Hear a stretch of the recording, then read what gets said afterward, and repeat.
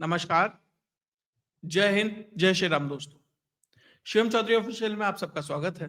आगे बढ़ने से पहले आप सबसे रिक्वेस्ट है, वीडियो को लाइक कीजिए, चैनल को सब्सक्राइब कीजिए और शेयर करना मत भूलिएगा। वैसे तो ये खबर लगभग 1 या 2 दिन पुरानी है, लेकिन जहां हर कोई इंडिया, पाकिस्तान, बांग्लादेश, ट्रंप इन्हीं विषयों को लेकर आगे बढ़ रहा है, तो मुझे लगा कि शायद ये खबर भी आप तक पहुंचनी चाहिए, क्योंकि ये भी उतनी ही महत्वपूर्ण है कि किस तरीके से जो न्यायपालिका है और जो सरकार है वो वापस से आमने सामने आकर खड़ी हो गई है। और इस बार सरकार की तरफ से न्यायपालिका को संदेश स्पष्ट है कि आप सब कुछ तय नहीं कर सकते। संविधान के अंदर न्यायपालिका क्या करेगी, क्या कर सकती है, उसकी सीमाएं क्या हैं, यह निर्धारित है। सरकार क्या कर सकती है यह निर्धारित है, और एग्जीक्यूटिव कहां तक जा सकती है यह भी निर्धारित है। तो तीनों जो अंग हैं वो किस तरीके से काम करेंगे ये संविधान स्पष्ट कहता है। ये नहीं हो सकता आप बराबर वाले की थाली में झांके और ये कहें इसमें से मैं क्या ले सकता हूं और वो लेने का प्रयास करेंगे, तो वो नहीं चलेगा।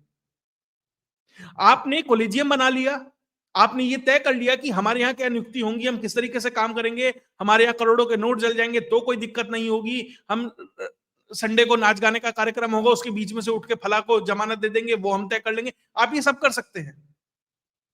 वैसे गलत है, उसके लिए हम एनजेसी लाए थे, लेकिन उसमें भी आप लोगों ने मनमानी चलाई, चलिए झेल रहे हैं अब तक। लेकिन अब दूसरे हिस्से में भी जाकर अब अतिक्रमण करेंगे, ये नहीं हो सकता। और ये स्पष्ट कर दिया अटॉर्नी जनरल ने। क्या है मामला? दरअसल भारत में लगभग 14 ट्राइब्यूनल्स हैं। आप सुप्रीम कोर्ट, हाई कोर्ट यहां जाते हैं, बहुत सारे फैसले होते हैं। ट्राइब्यूनल में भी कुछ वैसी स्थिति है, वहां पर भी बहुत सारी चीजों को लेकर एक फैसले लिए जाते हैं। लीगल फ्रेमवर्क है। कैट है, सेंट्रल एडमिनिस्ट्रेटिव ट्राइब्यूनल है, एयरफोर्स ट्राइब्यूनल है, एनसीएलटी है, ऐसे करके लगभग 14 ट्राइब्यूनल भारत में काम करते हैं। अब सरकार क्या करती है, 2021 के अंदर ट्राइब्यूनल रिफॉर्म एक्ट 2021 लाती है और इसके अंदर कुछ चेंजेस करती है। सरकार ये कहती है अब इन जो ये ट्राइब्यूनल्स हैं इनमें जो नियुक्ति होगी वो केंद्र सरकार के द्वारा होगी। नंबर 2, जो इसमें एज थी वो 35 से बढ़ाकर 50 कर दी जाती है, और जो टेन्योर था 5 साल का उसे घटाकर 4 साल का कर दिया जाता है। संसद से पारित कानून है, बहस हुई, सारे कार्यक्रम हुए, पक्ष विपक्ष हर कोई बैठा, तब जाकर एक कानून पास होता है, और उन दो लोगों के द्वारा पास होता है जिसे जनता ने चुना है। लेकिन दिक्कत क्या है कि जो ये अहम ब्रह्मास्मि वाला जो कॉन्सेप्ट है ना, कि हम ही ब्रह्म हैं और हमें ही सब पता है और हमसे ज्यादा नॉलेजेबल कोई नहीं है, जो जुडिशरी में ये रोग घुस गया है, वो वापस से ये होता है कि वहां पर 2 जजेस की बेंच बैठती है, उसके अंदर जो सीजीआई है, गवाई साहब, वो बैठ जाते हैं। वो कहते हैं अरे साहब आपने ऐसे कैसे कर लिया, हमसे बिना पूछे कैसे कर दिया, हमसे क्यों नहीं पूछा। जैसे होता है ना शादी में जीजा या फूफा होता है, उसका रोल नहीं है वहां पर, ना उसका वो अधिकार क्षेत्र है, लेकिन उसे ये जरूर होता है मेरे से क्यों नहीं पूछा, और वो नाराज हो जाता है। वो स्थिति यहां पर सुप्रीम कोर्ट कहें या जुडिशरी कहें उसकी स्थिति है। तो जो सीजीआई साहब हैं वो बेफर पड़ते हैं 2 जजेस की बेंच को लेकर। अब उसमें क्या होता है कि सरकार यहां पर एक इंटरवेंशन लगाती है। सरकार अपना 4 नवंबर को एक पिटीशन डालती है लास्ट टाइम पे कि भैया इसे एक बड़ी बेंच को भेज दिया जाए। 2 जजेस की बेंच उस चीज को तय नहीं कर सकती जो संसद से पारित कानून है, उसके लिए आपको कॉन्स्टिट्यूशनल बेंच चाहिए, जहां आपको कम से कम 5, 7, 9, 11, 13, 15 इतने जज चाहिए। 2 नहीं तय कर सकते। 2 जज ये तय कर सकते हैं कि ये पिटीशन एक्सेप्ट होगी या नहीं होगी। लेकिन अगर कोई संविधान से पारित कानून है, माफ कीजिएगा, पार्लियामेंट से पारित कानून है, तो उसके लिए आपको संविधान बेंच में ही जाना पड़ेगा। उसके बाद 6 तारीख आती है तो अटॉर्नी जनरल ये कहते हैं कि साहब मेरे पास समय नहीं है, मेरे पास कुछ इंटरनेशनल बाध्यताएं हैं, पहले से प्री प्लान्ड है, इसे थोड़ा सा एक्सटेंड कर दीजिए। अब गवाई साहब ये कहते हैं अच्छा सरकार तो ऐसा चाहती है कि मैं रिटायर हो जाऊं, तभी इसके ऊपर बात करना चाहती है, वो इसे टालना चाहती है। आप अटॉर्नी जनरल नहीं आ सकते तो सॉलिसिटर जनरल आ जाइए, तो और कोई नीचे का वकील साहब आ जाइए। तो वही कहते हैं कि साहब ये मुद्दा इतना महत्वपूर्ण है, आप बार बार हर चीज में जो कानून संसद से पारित होता है उसमें आके टांग अड़ा देते हैं, तो ये बात तो जो सरकार का टॉप वकील है वो ही रखेगा, अपनी बात को, अपने पक्ष को रखना है। 6 तारीख को भी चला जाता है, फिर 8 तारीख आती है, उस दिन आकर अटॉर्नी जनरल माफी मांगते हैं कि ठीक है हमसे गलती हो गई, हम नहीं आ पाए 6 तारीख में, कोई दिक्कत नहीं है। लेकिन ये आप तय नहीं कर सकते कि संसद ने क्या पारित किया, उसमें क्या चेंज होगा। अब ऐसा नहीं है कि संसद से पारित कानून को चेंज सुप्रीम कोर्ट कर सकती है। सुप्रीम कोर्ट ये कर सकती है कि जो कॉन्स्टिट्यूशनल वैलिडिटी है उस कानून की वो तय कर सकती है, संविधान नहीं बना सकती, संविधान संशोधन नहीं कर सकती। पहली बात, जो ये संशोधन हुए हैं ये इसलिए हुए हैं कि 35 साल को 50 साल इसलिए किया गया क्योंकि ताकि जो ज्यादा अनुभवी लोग हैं, जिनके पास एक लंबा लीगल अनुभव है, वो जाकर वहां काम कर सके। 35 साल के ऐसा नहीं है कि वहां पे भरने शुरू कर दिए, बहुत वो ना अनुकंपा की नियुक्तियां होती हैं, वो सिस्टम ना चले। जो सही में पढ़े लिखे सही लीगल फ्रेमवर्क से निकले हुए लोग हैं वो वहां पहुंचे, अनुभवी लोग पहुंचे। और 5 साल से 4 साल इसलिए किया गया ताकि ज्यादा से ज्यादा लोग इस प्रोसेस के अंदर इन्वॉल्व हो सके, जल्दी से जल्दी रोटेशन हो। रीअपॉइंटमेंट हो सकता है, कोई दिक्कत नहीं है, लेकिन ज्यादा लोगों को मौका मिले। ऐसा नहीं है ना कि जुडिशरी की तरह वही 300 परिवार हैं, मैंने तेरे भतीजे को बढ़ा दिया, तूने मेरे बेटे को बढ़ा दिया, मैंने उसके भांजे को बढ़ा दिया। ये सिस्टम नहीं चलना चाहिए ना। ज्यादा से ज्यादा लोग इन्वॉल्व हो तभी तो न्याय व्यवस्था के अंदर विश्वास बैठेगा। तो ये प्रयास किया गया, लेकिन जज साहब को तो ये है कि भैया हमसे कैसे सवाल पूछ दिया। देखिए, मैंने अभी कहा कि 2 जज बैठकर ये तय नहीं कर सकते कि संविधान से पारित कानून क्या होगा, कोर्ट पार्लियामेंट से पारित कानून में क्या हो सकता है। साहब, यहां तो 2 जजेस ने बैठकर यह तय कर लिया था कि जो राष्ट्रपति है, जो गवर्नर है, वो कैसे काम करेगा। वो तो उसको भी निर्धारित कर रहे थे। जब राष्ट्रपति ने 10 सवाल पूछे तो उन 10 सवालों के लिए 5 सदस्यीय बेंच बैठी है, लेकिन उनके कार्य क्षेत्र में अतिक्रमण करने के लिए अभी भी 2 की कार्यक्रम चालू है कि आर्टिकल 143 है, हम उससे नए तरीके से बात कर सकते हैं। और हम अब सुप्रीम कोर्ट ये कहने लगी कि भैया अगर गवर्नर ने, राष्ट्रपति ने साइन नहीं किया तो कानून अपने आप माना जाएगा।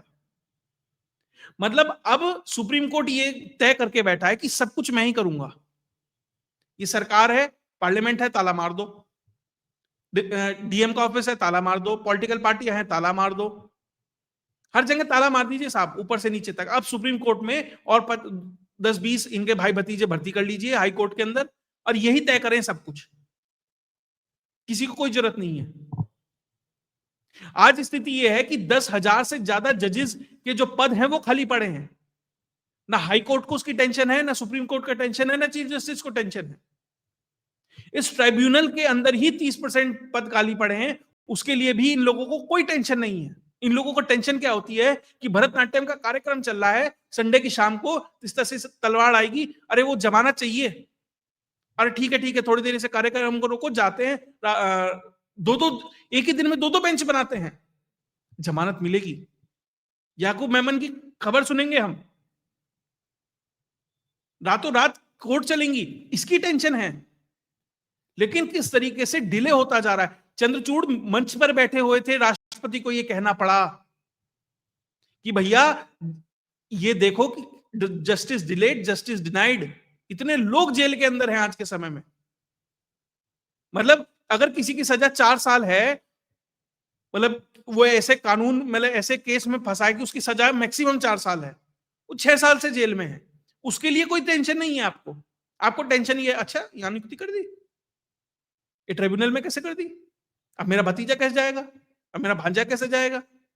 वो तो अभी 37 साल का ही है, इन्होंने 50 साल कर दी। मैं तो सोच रहा था अगले साल इसे भेज देता। अच्छा, वो तो सोचा था 5 साल के लिए जंगे कब्जा करके बैठेगा, तो 4 साल ही कर दी इन्होंने। ये टेंशन हो गई है अब। इसीलिए जो अतिक्रमण हो रहा है कि ये भी हम करेंगे, वो भी हम करेंगे, ये स्थिति है।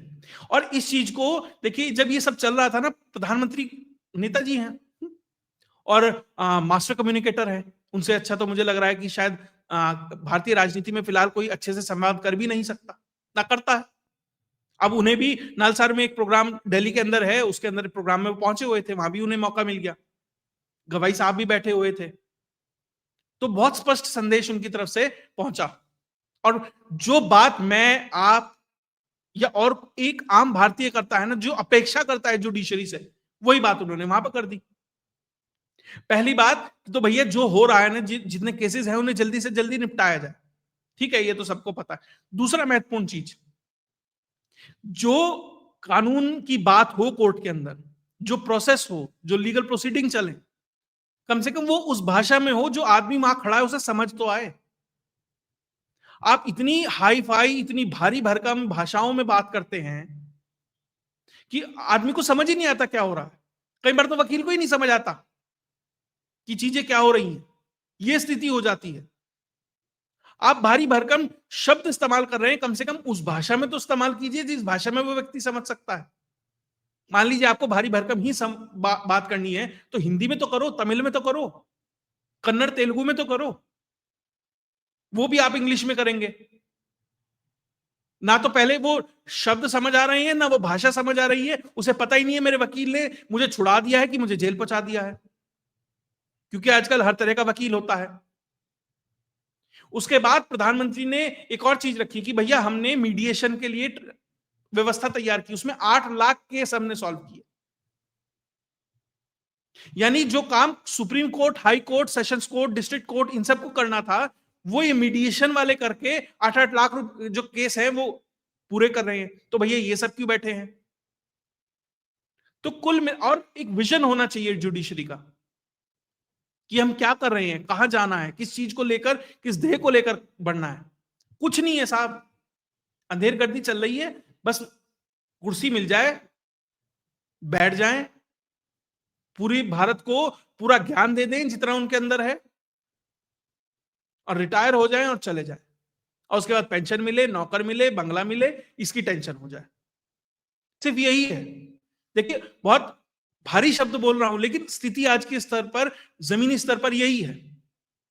आपको लीगेसी ये नहीं बनानी है कि कितने पेंडिंग केसेस मैंने पूरे किए, कितने लोग जो गलत तरीके से जेल के अंदर हैं, जिनकी सजाएं पूरी हो गई हैं, उन्हें छोड़ा जाए, कितने निर्दोष हैं उन्हें छोड़ा जाए, ये प्रयास नहीं है। आपकी लीगेसी क्या है? मैंने बुलडोजर रुकवा दिया, और रुका वुका कहीं नहीं, चल रहा है उस दिन से धड़ल्ले से। जब मैं ये वीडियो कर रहा हूँ इस दौरान भी कहीं ना कहीं चल ही रहा होगा कि मैंने योगी का बुलडोजर रुकवा दिया। और क्या लीगेसी क्रिएट करना चाहते हैं कि अपने विष्णु से कहो, वो दिलाएगा सजा, मैं क्यों दिलाऊंगा? मेरी जिम्मेदारी थोड़ा ही है साहब, ये तो भगवान की जिम्मेदारी है, भगवान करेंगे। और कि भैया मैं दलित हूं, मैं पिछड़ा हूं, मतलब हर चीज में, माफ कीजिएगा सुनने में शब्द कटु है, लेकिन विक्टिम कार्ड क्यों लाना है? जब आप उस ओहदे पे हैं तो उसके बाद ना आप दलित हैं, ना पिछड़े हैं, ना अगड़े हैं, ना आप पुरुष है, ना महिला है, ना आप उत्तर भारतीय है, ना दक्षिण भारतीय है, आप सिर्फ चीफ जस्टिस ऑफ इंडिया है, और आप जिस काम के लिए हैं आपको सिर्फ वो करना है, उसके अलावा आपका कोई रोल नहीं है, और उसको छोड़कर सब कुछ हो रहा है। तो इसलिए प्रधानमंत्री को भी बोलना पड़ता है, इसलिए अटॉर्नी जनरल को भी बोलना पड़ता है। अब दिक्कत यह है कि अगर संसद में इसके ऊपर कानून लाया जाए, फिर से ये 4 जज बैठ जाएंगे, 5 जज बैठ जाएंगे, और फिर कहेंगे असंवैधानिक है जी, इसे बाहर करो। और सरकारों के साथ दिक्कत यह है कि उनके हजारों केस वहां पेंडिंग पड़े हैं, और अगर वहां एडवर्स फैसले आने लगे तो फिर दिक्कत हो जाएगी। तो वो जो फाइन बैलेंस है जिसे बनाने के चक्कर में ये सब गड़बड़ हो रही है। देखिए दोनों पक्षों को बनाना पड़ रहा है, सरकार को ज्यादा बनाना पड़ रहा है, और आम आदमी को भी बनाना ही पड़ता है रोजाना। वो सारी ये जो परेशानी है उसको जनित कर रहा है। खैर इसमें जो भी होगा, जो भी इसमें डेवलपमेंट आएगी, सरकार अडिग है। अगर आपको करना ही है, आप इसमें संशोधन करना चाहते हैं, मान लीजिए करना है, कर लीजिए। कम से कम 2 जज तो ना करें, 5 जज तो बैठे, 7 तो बैठे, 9 तो बैठे। भैया 5 जज चाहिए होते हैं, कॉन्स्टिट्यूशनल बेंच चाहिए होती है संसद के कानून को आपको उस कुछ रेक्टिफिकेशन करने के लिए, उसमें कुछ चेंज, उस पर चर्चा करने के लिए। 2 नहीं बैठ सकते, कम से कम इतना तो करो बेसिक चीजें।